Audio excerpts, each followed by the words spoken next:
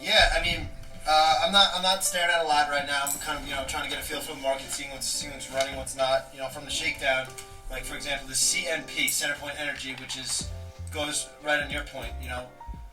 This was on the newsletter last night. It's an energy name. This isn't a stock we normally gravitate towards, but you look at this stock. That's the type of name that's breaking out right now. So off that, and we're seeing, I really like this ZIM. It's a shipping stock. So we all know about the supply chain crunch, blah, blah, blah. These earnings are insane because they're a shipper.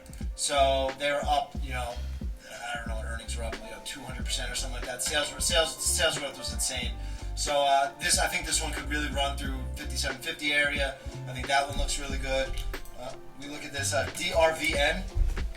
So they own, a ton of, mechanic shops, car washes, things like that across the nation. They own over 1,000 car washes, all the Meineke care centers, things like that. So this one could run, I think, through that 33 area.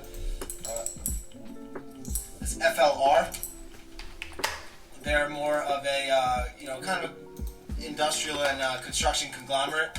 And then you look at it from a technical perspective, they exploded on earnings, then be creating this earnings bull flag. I think through today's highs, that 24 area, that could get that one going. And then we're looking at semiconductor stocks. They're like the last of the growth stocks that are still going crazy. So this TXN is one I got on my list.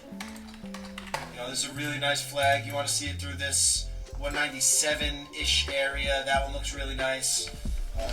LRCX, another semi. You look at this big base. It tried to break out from last week. It was kind of a factor of the market weakness that pulled in. Now it's pivoting right at that macro base resistance. So that 674-ish area, that one looks pretty good. And then TSM, another semiconductor stock, sitting in this huge base. So when this one can break above these last pivot highs, 123.50, 124, I think that one looks really nice. And that's really it for now. I'm keeping the watch list slim. I'm just trying to, the big difference I made was normally trying to be involved in a lot of cute trades when we see this volatility hit. Now I'm taking more of the stance of just trying to get a feel for the market from a macro stance. So when it's really time to push the risk, I'm super ready and I know what names I want to attack versus, trading these intraday pivots and things like that. Trying to make the cute money, I'm more focused on having my research ready for when it's time to really put risk on. So keeping the watch list slim. What are you looking at over there? I think one of the main names you're looking at was the emphasis of like every name you mentioned had like a significant base. And then like the morning call this morning, we were going over that, like even MELI is a good example of what we don't want to look at the moment. MELI is almost 50% off highs. These are the names when it starts to look cheap. Looks like these like easy, you can buy the low here versus 1,000 and you can potentially make 100%. But when you mention that base, it's like these names that have gotten taken to which really have to start to base first before they're going to really like find some real support and have some substantial moves off those lows. Then, and even you look at this MELI, like if you look back at in like early March, you saw like from 2000 pulls on a 1400, and it still took that better part until July before it based for those many months, and then had that move back to the retest. And we're still kind of in a lot of these teams that are getting beat up that like they still need weeks and months of time to base, where we want to avoid kind of those bottom picking names that look like they're amazing deals at lows. But again, that's just going off your point. But for the few that I'm looking at, again, more macro wise, first one is HSY. This Hershey's up through this 182.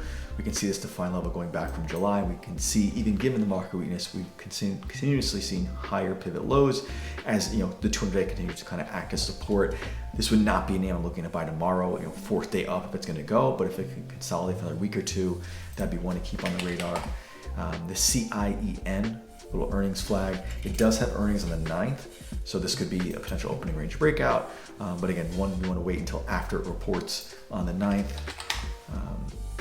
Let's see, the other one, we have this DRI. Same thing, this has been in this flag or this base since March, battling in this kind of 135, 150 area. So this is one that again has been setting up for many months now, and you have that kind of those defined outs. Aflac, another one, again, Jake, you're always joking about this one that we're watching, up to 58. Goldman still looks good, eventually up to that 420. And last but not least is ALRM. But this one we want to be careful with, just given that it has come into the support area multiple times now. So it's like if you can get like a high volume break up through kind of 80, 82 versus these lows, it could be a little trade in this range between 82 and 94.